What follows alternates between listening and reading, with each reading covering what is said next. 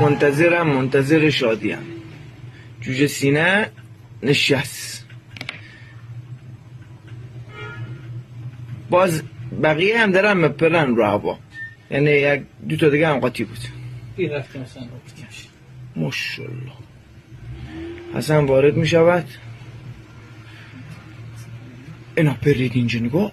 اوه من نشست باز کارا خدا. یکی یک دنه. خب اینجا باز ادامه داستان. نگاه نه همونجور که داشتم از تو تور در می آوردم. اینا نشست. نه امیری رو بگیر. اینا نشست تپ نشست.